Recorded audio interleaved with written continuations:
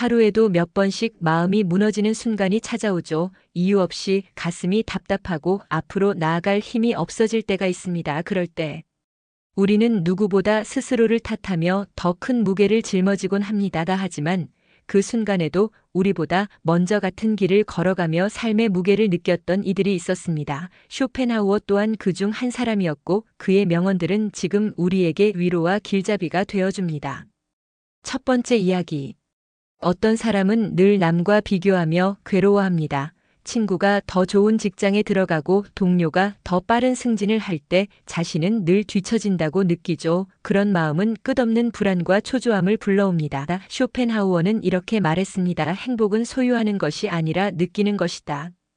비교하는 순간 우리는 가진 것들을 잃어버립니다. 그래서 그는 지금 누리고 있는 작은 것들을 자각하고 그 안에서 만족을 찾으라고 말했습니다. 실행할 수 있는 방법은 의외로 단순합니다. 오늘 하루 내가 가진 것.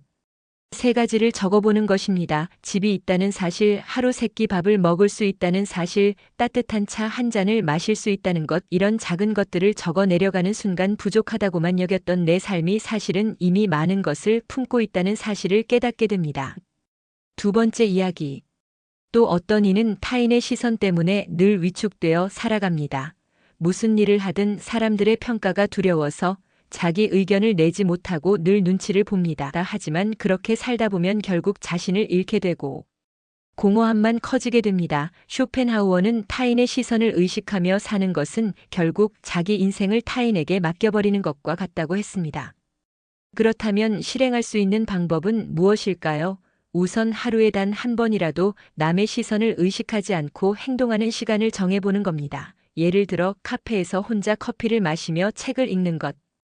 혹은 누가 뭐라 하든 내가 좋아하는 옷을 입고 외출하는 것, 이런 작은 시도들이 쌓이면 조금씩 자기 삶의 주인이 되는 연습이 됩니다. 중요한 건 남들이 어떻게 볼까보다 내가 어떻게 느끼는가에 더 귀 기울이는 것입니다. 세 번째 이야기. 그리고 어떤 이는 삶의 반복 속에서 무력감을 느낍니다. 아침에 눈을 떠 출근하고 저녁에 돌아와 휴대폰을 보다 잠드는 일상. 그 속에서 도대체 내가 왜 이렇게 살아야 하는지 회의감이 들 때가 있습니다. 쇼펜하우어는 인생은 고통과 권태 사이를 진자처럼 오간다고 말했습니다. 즉, 고통을 피하려 하면 권태가 오고 권태를 피하려 하면 또다시 고통이 찾아온다는 뜻이죠.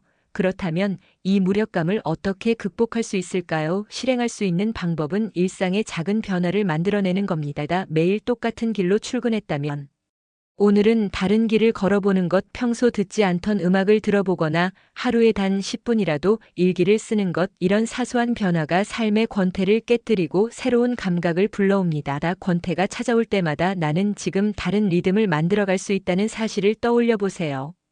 이렇게 쇼펜하우어의 명언 속에는 우리가 겪는 불안과 권태 그리고 타인의 시선 속에서의 두려움에 대한 답이 담겨 있습니다. 그는 단지 철학자가 아니라 삶을 먼저 경험한 한 사람으로서 우리에게 지금 이 순간 실천할 수 있는 지혜를 건네고 있습니다.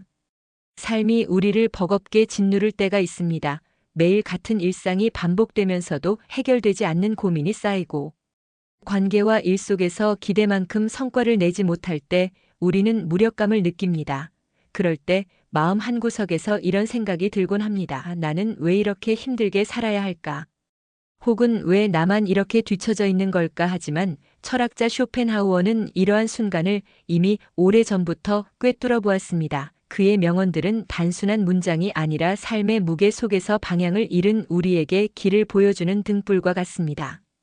그는 인생은 고통과 권태 사이를 오가는 진자와 같다고 말했습니다. 이 말은 삶이 본래 무겁고 힘든 것임을 인정하라는 의미로 들릴 수 있지만 사실은 반대로 우리가 이 무게를 어떻게 다루느냐가 삶의 지혜라는 것을 알려줍니다. 그렇다면 우리는 구체적으로 무엇을 할 수 있을까요? 단순히 명언을 읽고 위로받는 것에서 그치지 않고 일상 속에서 실천할 수 있는 방법들을 정리해 보겠습니다. 먼저 중요한 것은 비교의 굴레에서 벗어나는 것입니다.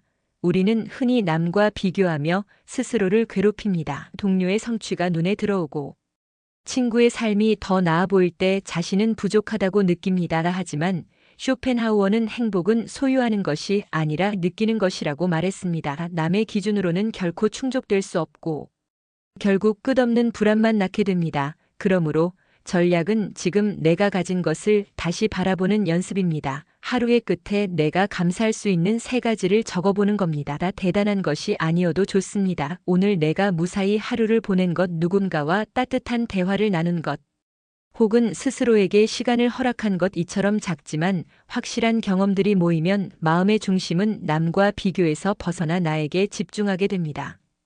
두 번째로는 타인의 시선을 줄이는 연습이 필요합니다.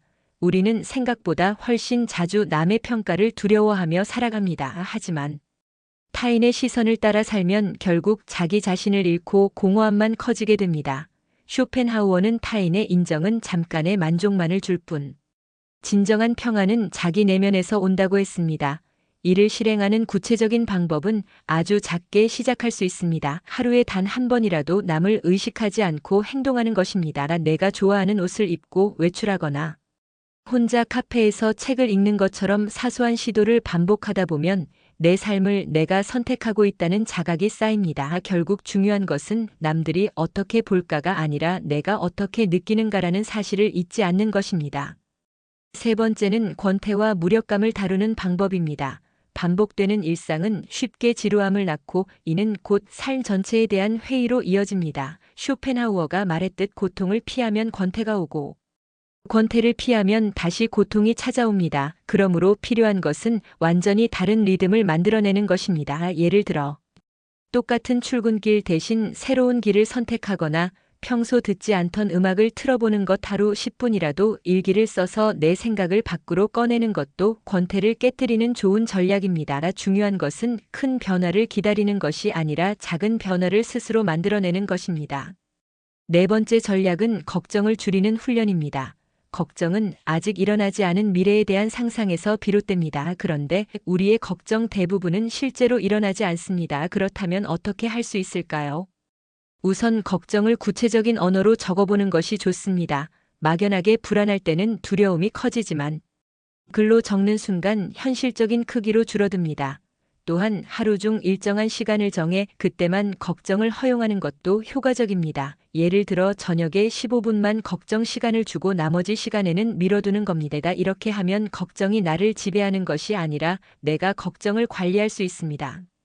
다섯 번째 전략은 신체와 연결하는 것입니다. 우리는 흔히 걱정이나 불안을 머릿속 문제로만 여기지만 사실은 몸에도 긴장을 남깁니다. 그래서 산책이나 스트레칭 같은 간단한 활동만으로도 걱정의 악순환에서 벗어날 수 있습니다. 걸으면서 숨소리에 집중하고 발걸음에 주의를 기울이면 지금 이 순간으로 돌아올 수 있습니다. 몸을 현재에 두는 순간 마음 또한 현재에 머무릅니다. 여섯 번째 전략은 받아들임의 태도를 기르는 것입니다. 쇼펜하우어는 현명함은 체념으로 이루어진다고 말했습니다. 여기서 체념은 포기가 아니라 받아들임을 뜻합니다. 우리는 모든 것을 통제할 수 없고 모든 위험을 피할 수도 없습니다. 그렇기에 걱정을 없애려는 태도보다는 함께 살아가며 크기를 줄여가는 태도가 필요합니다. 걱정 없는 삶이란 걱정이 사라진 삶이 아니라 걱정을 다스리며 지금을 살아가는 삶이라는 사실을 기억하세요. 이처럼 쇼펜하우어의 명언은 단순히 인생의 무게를 비관적으로 바라보는 말이 아닙니다. 오히려 우리가 지금 당장 실천할 수 있는 지혜로 가득 차 있습니다. 남과 비교하지 않기, 타인의 시선 줄이기, 작은 변화 만들기, 걱정 기록하기, 몸과 연결하기, 받아들임 배우기, 이 모든 과정은 우리가 버거운 날에도 다시 중심을 찾도록 도와줍니다. 오늘 이야기를 통해 혹시 여러분 마음에도 작은 불빛이 켜졌기를 바랍니다. 삶은 여전히 무겁지만 그 무게를 다루는 방법을 배운다면 우리는 조금 더 단단해질 수 있습니다. 오늘 영상이 도움이 되셨다면 구독과 좋아요 부탁드립니다. 그리고 여러분은 힘들고 버거운 날 어떤 방법으로 자신을 다독이시나요? 댓글로 나눠주시면 함께 공감하고 또 다른 해법을 찾아갈 수 있을 것 같습니다. 여러분의 경험이 누군가에게 큰 위로가 될 수 있습니다.